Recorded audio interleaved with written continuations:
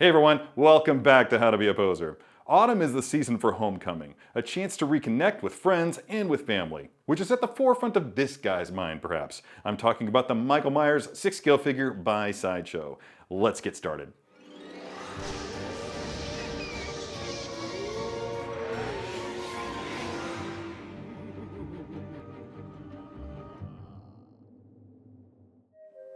All right, here it is, the Michael Myers 6-scale figure deluxe version by Sideshow, still in its box exactly the way that it's going to come to you. And it comes with virtually everything that you could ask for to recreate your favorite scenes from the classic film, including the ghost costume, Judas headstone, we've got a pumpkin that lights up, a wide variety of hands, a couple of knives, bloodied and not bloodied, as well as the phone. Can't wait to see what I can do with all this cool stuff, so let's get rolling. All right, here it is, the Michael Myers Deluxe 6-scale figure by Sideshow. And it looks great right out of the box. Just look how creepy that is. I mean, for what they had to work with back in the 70s, just adding some overalls and this mask was all that they needed to do to just create a horrifying monster for that era. And this era, I mean, let's face it, he hasn't changed. He's the same dude in the most recent incarnation as he is all the way back there. He looks very similar. Not a whole lot's different. Minor variations in the mask, of course, and the suit, but the silhouette, very, very familiar, very, very accessible and horrifying. So the thing about Michael Myers is that he's so damn stoic 95, 98% of the time that you can legitimately just put a knife in his hand and have him stand there, and you'll have a textbook representation of what the dude looks like in the films. But I think we can do a little bit better than that by just drawing from, classic horror. Let's see, what do I want to do here? You know, it seems to me that having the bloody knife is kind of essential. Michael Myers and a butcher knife is really all that you need. I'm going to have the ghastly clawing hand. You know, you could actually do a really sweet pose just using both of these hands and have him like coming at the viewer in either the camera or on your shelf, and it would be perfectly fine. But for my purposes here, this is what I want to do. Okay, obviously we have these things. Might bring those into the pose at the very end. I don't know. We'll find out. So to take these hands off, you notice I'm gripping all the way up here by at the peg. I just don't want to run the risk of the short end of the peg breaking off into that hand there. They're pretty sturdy, they're pretty stiff. I don't expect that will be a problem. Having said that, I just prefer to err on the side of caution. Now, when you're stabbing with a butcher knife, yeah, going all the way back to Norman Bates, you want that thing to be blade down. So we're gonna have him with a stabbing motion. We're gonna slide this knife handle all the way up into the hand just like that before I put it into the peg. Now I'm also going to make sure that the peg rotates at the proper point, on the proper axis, I should say. So with that in mind, I just want to make sure that it's rotating like this, maybe? No, like that, right? No, that's it.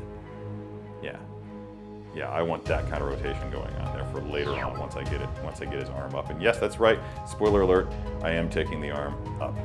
Now notice how tight that is. That's a really, really tight wrist receptacle there for the keyhole there for the wrist thing.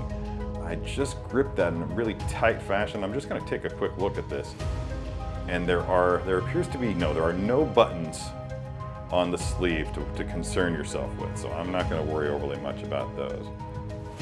Moving right along, I want this hand to be grasping, and this, as with any Michael Myers pose, I think this is not going to take a great deal of time to hit this pose. And which is fine. I mean, great poses don't need to take a great deal of time. I mean, if they do, that's nothing. That doesn't really say anything about the poser. It just more than likely means that you're committed, or need to be committed, and that you're taking your time.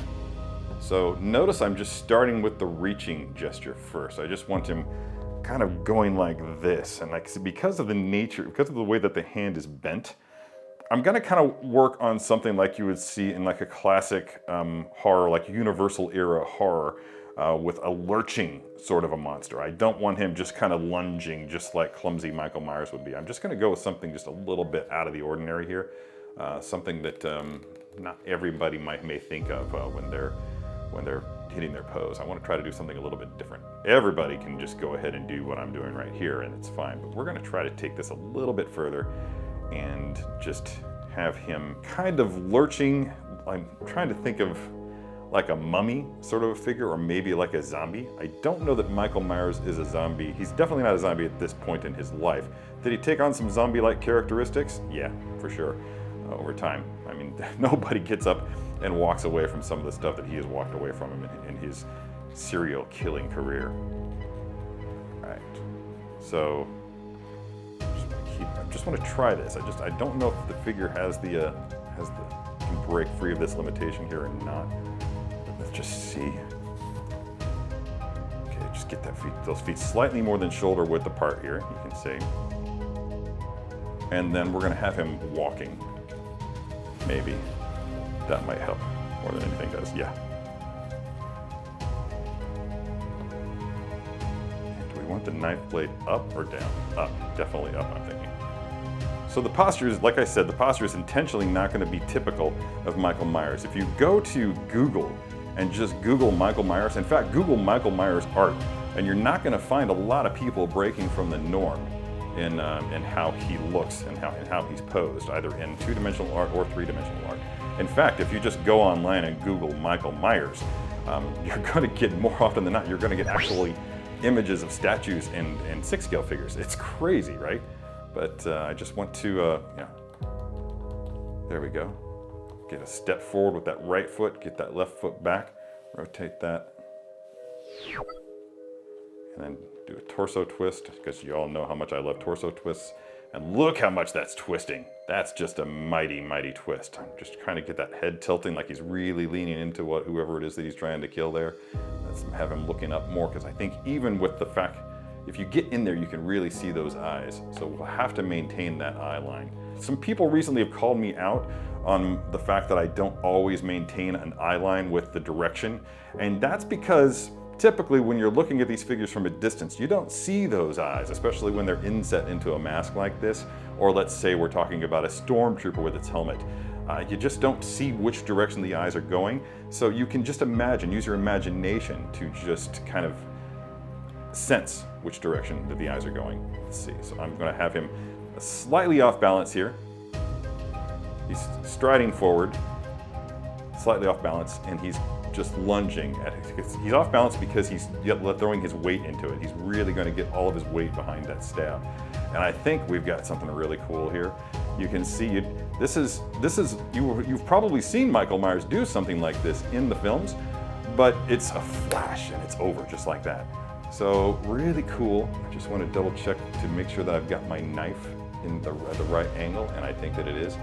That second, when you're holding a knife and cutting, you want that second knuckle there to be in line with the blade. And I think we've got that close enough here. It's a pretty tight hand, so you don't have a whole lot of leeway. So here we go. He's already killed somebody, or at least cut somebody, and he's coming at the next person. There it is. Michael Myers Deluxe figure by Sideshow, ladies and gentlemen. Really, really cool. And if you want, you can even bring into display in some way or another these elements that they've included with the figure. You can put them on the base if you don't have a whole lot of room to work with, or you can have them off the base and just hanging out, like one behind and one in front. That gives you 3 elements for your display, which is kind of like a nice tidy amount of elements to throw into it. And I think it looks really, really cool. Oh, also this guy, pop it off like this, lights up. Kind of like everything on the base. It's just nice and tight, and also allows you to display other figures with it. Like he's just jumping at you from behind a Halloween display. And there's that light hanging out in there. As I mentioned earlier in the video, there have been a couple of different interpretations of Michael Myers over the years. Some minor, and in a couple of cases, and that being Rob Zombie, we're thinking that it's a pretty major reinterpretation. This is the classic, obviously, and as such, you should consider treating it as such. Don't do anything too terribly over the top, and you're always going to hit a home run. But if you want to break the rules a little bit like I am here, then you can probably come up with something really, really stunning. Keep that in mind, and it'll look really, really good on your shelf.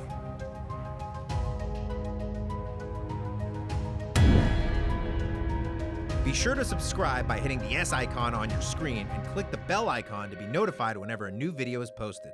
If you'd like more info on the items featured in this video, click the link provided under product info. Thanks for watching, and don't forget to let your geek side show.